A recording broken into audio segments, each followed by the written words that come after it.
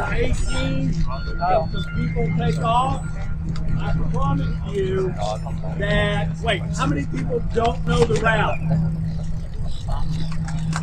And you'll be with someone. So therefore, if people take off after the year. Are you new with the group or? Don't take Second time, so. All right, you want ride 23 on the second loop? It's all right. The line will be shorter at coffee because they'll already be. See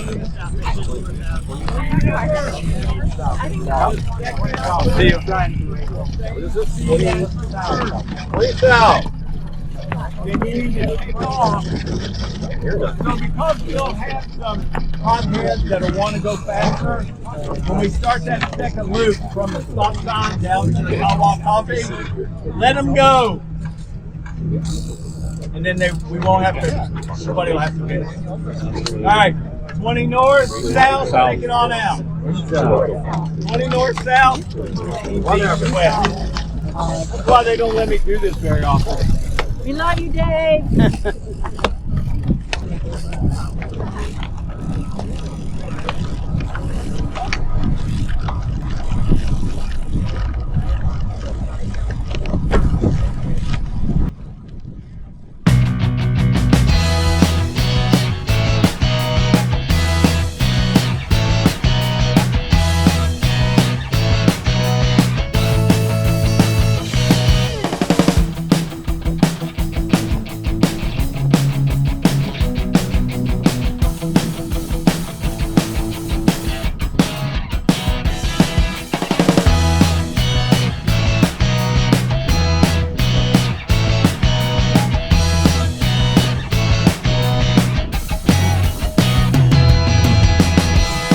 Good morning, and welcome back to Englewood Cycling. My name's Kevin. I like to ride bikes, and I like to make videos. Today, we're riding with the St. Pete Bicycle Club. I'm actually a member of them, even though they're an hour north of me. Anyways, this is a Saturday group ride. They have several different groups. It looks like they get close to 200 people out, maybe a little bit less than that, on a summertime weekend ride. Wintertime, I can't imagine. I haven't been up there for a winter ride yet. Today, I joined them on the 20 plus mile per hour South Route ride. So, join along. It's only my second ride with St. Pete Bike Club. Last one was almost a year ago on July 4th. So this was a nice, good ride. Bigger groups makes it easier to hold a higher pace without as much work. And anyways, a couple months from now, I might go back and try the 22 plus ride and see how I fare there. Let's ride.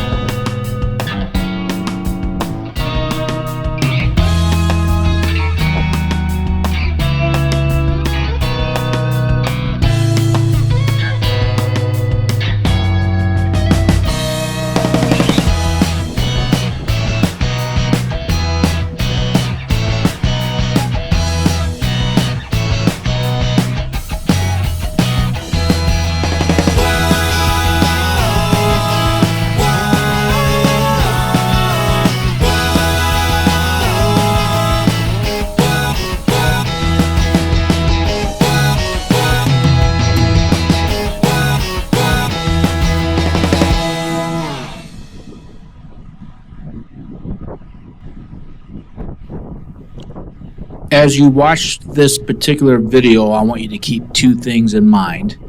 First is the placement of the selfie picture-in-picture.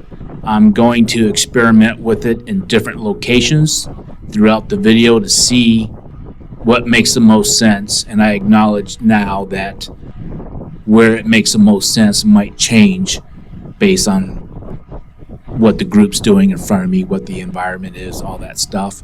And right now I'm not showing data overlay. That'll be later in the video. So if upper left ends up being a spot that people favor, then obviously the data overlay will have to change, and I'm not opposed to that. But please leave a comment. Let me know if you have a preferred location for the picture-in-picture, and let me know if you don't have a preference. The other thing I want you to think about, and this applies to all videos, is what helps small YouTubers like me, and I'm extremely small. I don't have 200 followers, but what you can do to help me and other people is watch our videos to the very end and watch them more than once. Granted, my videos are long and they're not compelling enough that you're going to want to watch it over and over again. But that said, if you have a laptop or a Roku TV or whatever TV, PC, that you can play the video, mute the sound. On my Roku TV, I can make the screen black, but I can play a video with the sound off in the background, and it won't even impact me, but it gives that YouTuber, that creator, more watch time, and more watch time results in my video being presented to other people like you and me who like to watch cycling videos for various content ranging from scenery, and I think downtown St. Petersburg is a beautiful place to start and finish a ride. I've done some off-road stuff and I've done some fast group rides. So if you watch it fully and more than once, find one of my playlists and just play it in the background. Turn your sound off. Use it as a second screen if you're doing something else, and let the watch time accumulate, because that helps me. Liking and subscribing and commenting helps, but unless this has changed recently, and it probably has, because YouTube is always changing, what I'm hearing from the big YouTubers is watch time lately has been the most important single factor in growing a channel, or at least getting a channel out in front of people. So if you do that, great, and thanks. If you don't do that, I don't care. Thank you anyways. I appreciate that you're here right now. Again, let's ride.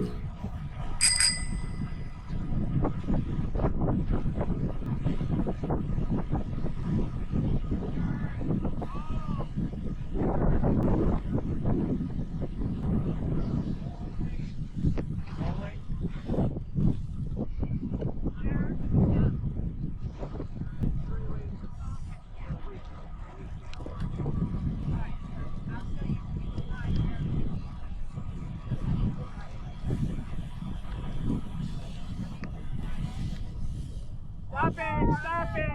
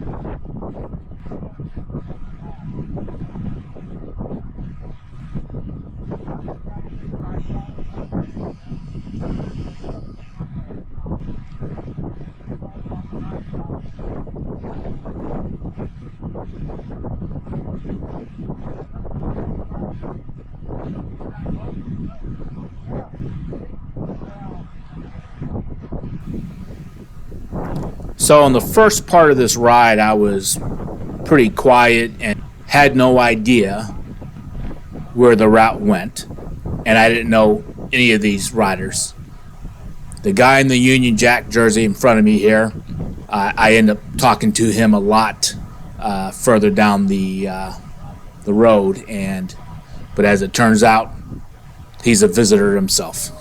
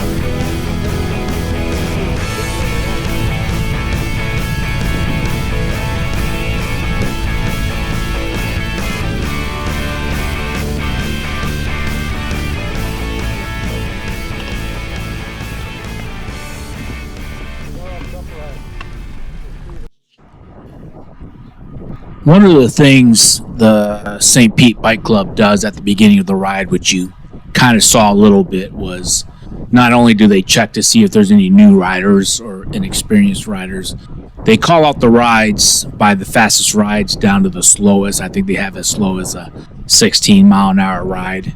I don't know the distance on that. I assume it's the same distance or close to it. But they start off with the 24-plus mile-an-hour ride, and then they drop down to 22, and then they drop down to 20, 18, and I believe 16. And they also have north routes and south routes that are standardized. I believe I have only been on south route.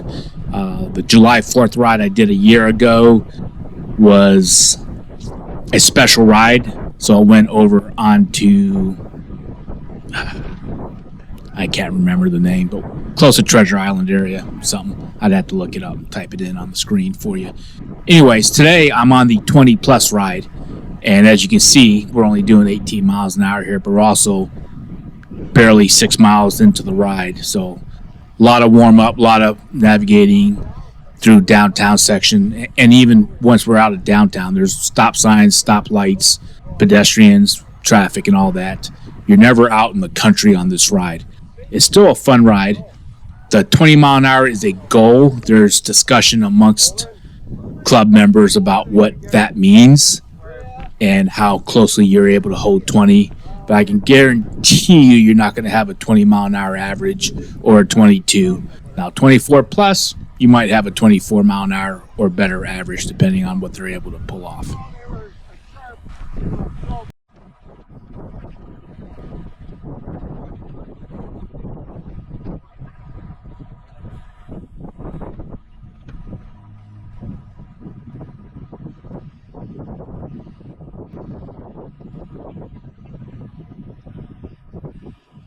Clear.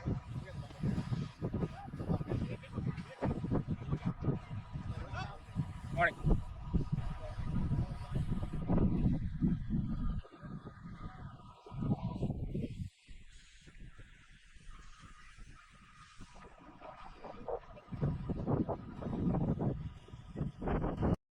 Rolling.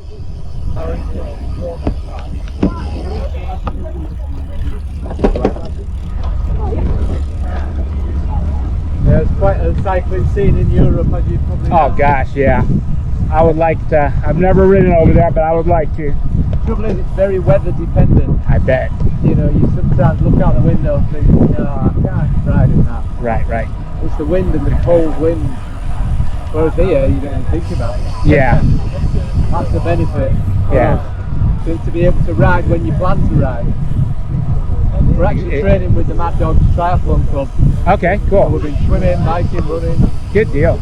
Yeah. You got a triathlon coming up you're training for? It's a regular thing for us, but when we get back to the UK, we've got a week. Gotcha. And then we're jumping straight into a half Ironman distance. So it's like cheating, come over here where the weather's nice. Well, I'm hoping I'm going to be at an advantage Right. when I get back. Right. Because the humidity here, Yeah. that's the bit I struggle with both. Right. The bike's not bad, but on the road. Yeah, but the heat acclimation shouldn't hurt you over there. Yeah, so when I get back, it should be, Yeah. Just to travel, right? So you got a week to recover from the flight. yeah, a week to adjust to be alright. Yeah.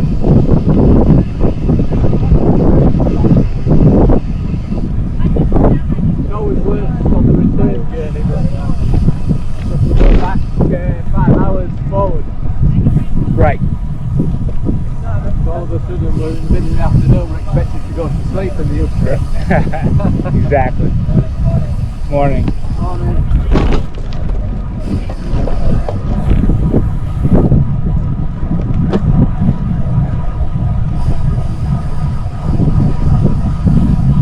You have to tell me your name again? I'm Steve. Steve, okay. Yes. Yeah. Get it right? Yes, yep. Your memory's better than mine. The thing is, when you're the one English guy, everyone can remember your name. Right. I've got 10 people coming up. Yeah, right, you're so good. I've been very welcome everywhere we've been. Good. Fabulous. So this is a stupid American question. You are British, not Irish? British. Yes. Okay. English. English. I heard you say English though, but Yeah. No, I'll tell you what's the stupidest question we get asked all the time. random, usually most Americans say to us, "Oh, do you know John Robinson? Of course. Or do you know John Smith?" I had Right. to say to a lady the other Right. night, I said, "I'm ever so sorry, but there are 70 million people in England." No, I don't. Exactly. But I can't work out the psyche of the reason for asking the question. I don't know what it is. Because they know one other person that what from it that is? country. I Is think that what it it is. is? Yeah, I'm half Vietnamese. When I tell people I'm Vietnamese, or my mom who is full, you know, they're like, "Oh, do you?" Same thing. You know, so and so. Like, Yeah, they don't all know each other. That's the most common question us English get asked. That's Do you know so and so? And there was a lady on the beach the other day, and I said no to the first one. She wouldn't give in. She mentioned another name. Gosh, you gotta know one of them. She had another go after that. She was really disappointed that I didn't know him. That's hilarious. It's really common. It's the most common question we get asked. Alright, I like what you got there. Let me show you what I got. Check this out. Bring the bass line. Ayo, shut it down. These brothers my guys, know that they fly, know that they ride or die. I keep boys by my side, CJ Ike, never gotta roll with ice. Generations caught up, look how things will switch. People they're quick, now they wanna move at the bits. Boy when I drove them bitch, nah. Cool, these brothers my guys, know that they fly, know that they ride or die. I keep boys by my side, CJ Ike, never gotta roll with ice. Cool, these brothers my guys, know that they fly, know that they ride or die. I keep boys by my side, CJ Ike, never gotta roll with ice. Generations caught up, look how things will switch. People they're quick, now they wanna move at the bits. Boy when I drove them bitch, nah. Generations caught up, look how things will switch. People they're quick, now they wanna move at the bits. Boy, I'm when I guessing drove if them you're bitch, watching this nah. video at this point, you don't need to be told that was a terrible pass by the pickup truck. All you had to do is wait for maybe 5 to 10 seconds and then pass or overtake the recumbent bike once we got around him. All that said, I got to give it to St. Pete Bike Club. I know they've had decades to refine their routes, but that was probably the worst traffic I saw. Even though I always felt like I was in this big city, I'm a small town kind of a guy. The riding always felt safe, and it always felt low traffic, and the group was safe. It was a fun ride. It wasn't aggressive, but it was still a stiff pace. If you're looking to challenge yourself, this is a good way to start with a faster group. If you drop off, stay on route, which means you kind of have to know the route, and hopefully you'll get picked up by the next group behind you.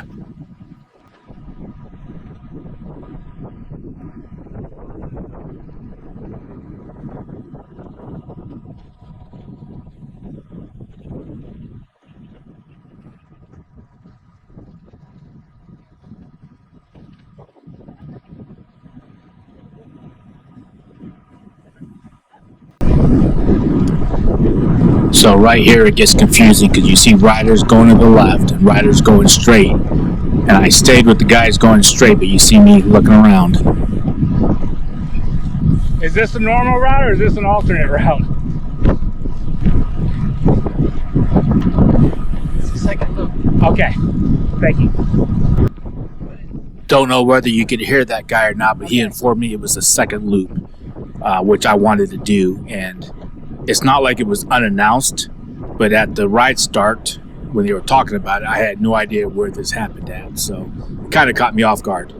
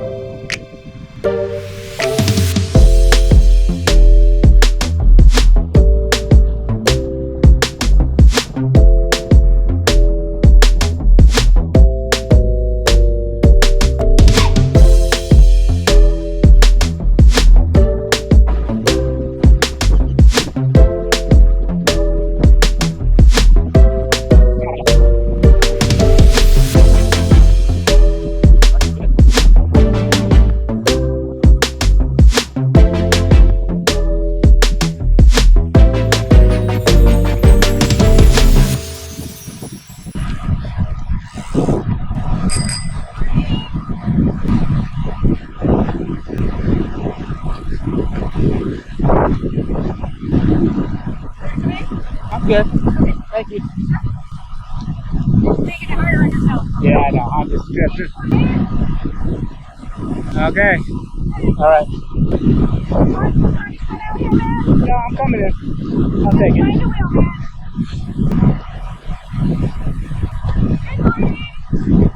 Thanks. Did you catch that? Got riders in front of me and a rider behind me. They were both trying to get me to get in the pace line in front of them. And I think it's twofold. I think part of it, they don't know me and they just assume I'm a beginner because I am a big guy. And they're trying to help me out. The other part is they see a big guy. And in cyclists, when you see a big guy, you know that you've got a good draft potential. So as long as that wheel's steady, it's nice to get behind them. So I was trying to find the back of the pace line or back of the group. I've been towards the front for most of the rides. I just wanted to see how big this group was, see who else was there, whatever. And try to drift my way back, but it was taking forever. They saw me, perceived me as struggling in the wind. So I went ahead, filled the hole in between these two riders after being politely offered.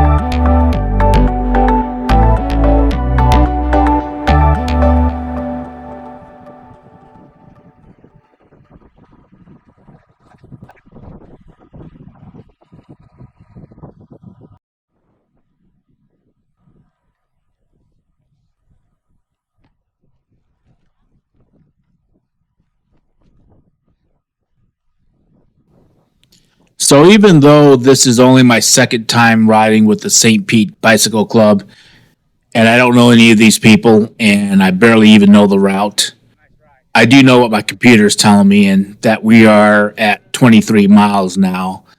So I know we're getting close to the end. I know it's advertised as a 25-ish mile ride, maybe 30. So at this point, again, it's just a friendly group ride, but it's still a group ride, which means there's always some kind of racing happening at some point.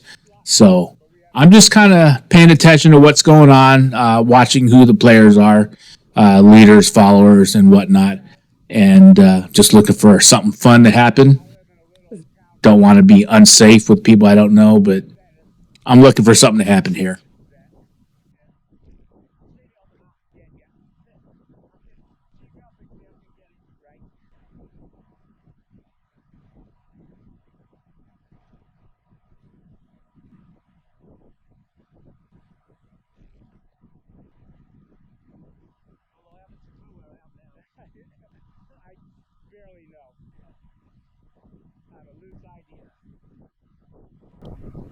I didn't know it at the time, but apparently this is a designated breakfast stop where that one guy pulled out in front of me. I didn't know it at the time, but when we were approaching this intersection, someone yelled out that that's what was going on. So I assume there's people behind me pulling over.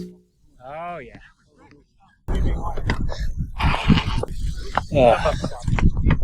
There you go. Yeah, it's a little wheelie, right? Shoot. Yeah. Thought you were going to create one of those presents. Skid. Come up on one wheel, just to test drive. How fast? Kick west. To do that's impressive enough. Riding with those tyres anyway. Here, 13. So, I just had Yeah, I bet. yeah. It makes a difference. Still, you're having to push some. Oh, yeah. Here's a little pro tip for you. Go back and listen to the preceding 10 or 15 seconds while we're at the intersection. And when you hear the guy that is the de facto ride leader right now in the, I think he's wearing that pink EF kit, asking what pace people wanted to pull back in at, and people are saying 13 miles an hour, 14 miles an hour, whatever. That means it's going to be faster than that. Just plan for that, and plan for the person who's asking to be the one pushing the pace. So, pro tip.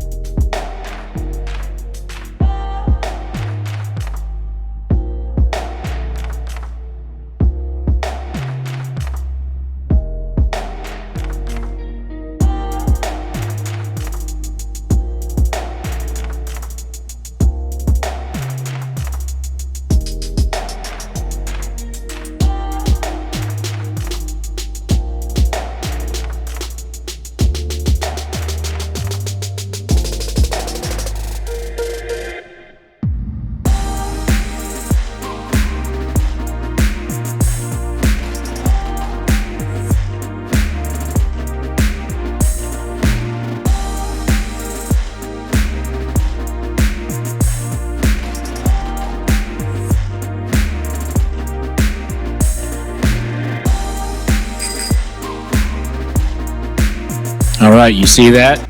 That's the guy that I suspect is going to be pushing the pace. And I was watching him at the time, but obviously I had the strength of hindsight. But he just pulled off. He's drifting back to sit in the draft for a little bit, recover his legs. Because he has been doing work, that's for sure.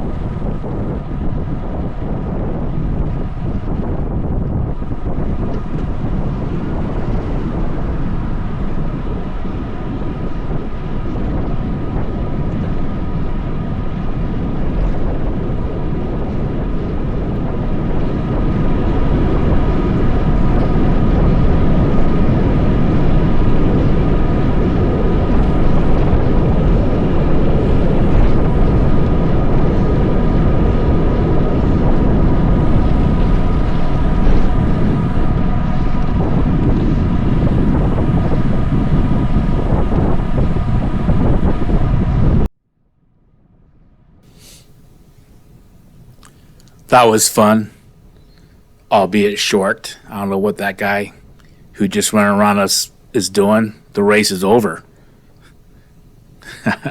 There was no race. That was fun. And that was fun kind of being able to anticipate it, even though this is only my second group ride. So good time. Old guy up front of me in the pink did a good job. I said as much to him when I went by, but he wasn't really responsive, so maybe he was catching his breath. The rest of it is just kind of riding back into town. I'm pretty much at the front from here on out. I don't know where the group was at, and I was kind of following not this guy, but the guy ahead of him. We were kind of that guy to the right, so I followed him in, and we stayed along the marina back to the parking lot, and it was a fun ride. It was a safe ride. If you noticed, when I followed the guy in the pink EF kit, I made sure to look behind me to see what was going on as far as other riders and traffic. There was that one car, but I had room, so I went, and just a good fun day. It was a fun day. Like I said, there was no racing going on, just one of those fun town line sprints at the end of a otherwise friendly, cordial, well-run group ride. If you're in the area of St. Pete and you want to learn how to do group riding, I do believe this is a good place to start, especially with how they call out different speeds. So use the speed as a rough estimate, and if you're not sure where you're at or how this ride will impact you, ride a group slower. Don't push the pace with the slow groups. That's part of the rules. But that's what I did. I rode with an 18-mile-an-hour group last year, and this year I upped it to the 20-mile-an-hour group. If there's a 22-mile-an-hour group, next time I come up here, I'll do that, and until I get dropped, and then I'll know what my limits are with this particular group. You do not have to be a member to ride with the St. Pete Bicycle Club, so ride with them, get to know some people, get to know yourself, learn how to ride in a group. That's real important. But once you've done a few rides, consider joining them. They do a lot of work in the St. Pete, Pinellas County area for cycling. And it's just nice if you can afford the, $25 to $45 a year membership dues to support local. It's one of at least 2 bike clubs that I belong to presently. I also belong to the Cape Hayes Cyclists, or I have to look at it. I belong to something closer to home. Haven't really ridden with the formal group rides, but I ride with members of the group on a regular basis. If you have any questions about group riding, leave them in the comments. I know most of my viewers are essentially beginning cyclists or they're returning cyclists, and we all have a different level of experience. But I've been riding for bikes for 25, 30 years now. I used to race at one point in the past. I eventually want to do my cycling origin story as a vlog sometime before the summer's over. But so I kind of know what I'm doing, but I get rusty too. But I can answer probably a lot of basic questions. I can refer you elsewhere for more detailed questions, and while I know what I should be doing most of the time, I make mistakes. If you saw the previous video to this, a guy that used to be a Cat 2 racer, basically gave me some tips about coming off the front of a pole. Nothing new to me, but between fatigue and just we all get rusty. We all can hone our skills. Always take constructive criticism from a fellow rider is just that. If they inject a lot of hostility or negativity into it, try to ignore that part. Take the facts of the matter for what they are to improve your riding. I've gotten better at that over the time. I used to be easily offended when people told me I was doing something wrong. Turns out they were right most of the time. So I try to be gracious in talking to fellow riders and help them improve versus being a total jerk about it. So again, thank you for watching this far. It's another not short video. If you like what you see, like, subscribe, share it with your socials, tell your friends about it. If you don't like what you see, maybe give me some constructive criticism in the comments. I think I got my email on my YouTube profile. Shoot me an email if you want to keep it private. That's fine. I'm here to grow as a cyclist and not physically, just skills. Anyways, thanks for watching. Watch to the end. Turn off the screen. Turn off the sound. Let it play out on YouTube. And if you're a creator, leave a comment. I'll follow you back, and I will watch your stuff. And if I'm not watching it, I'll play it so that it gets some recommendations in other people's feeds.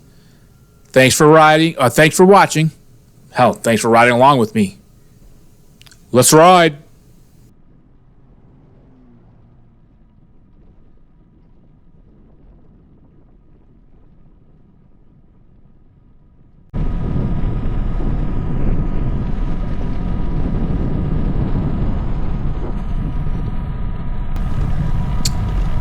One last thing while I'm thinking about it.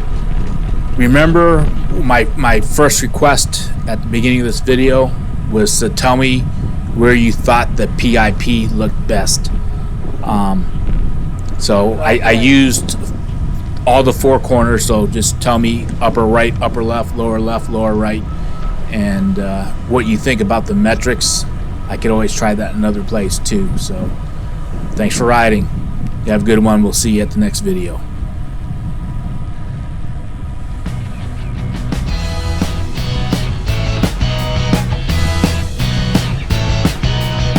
Hey, Steve. Good riding with you. Enjoy the rest of your visit. Look up Englewood Cycling on YouTube.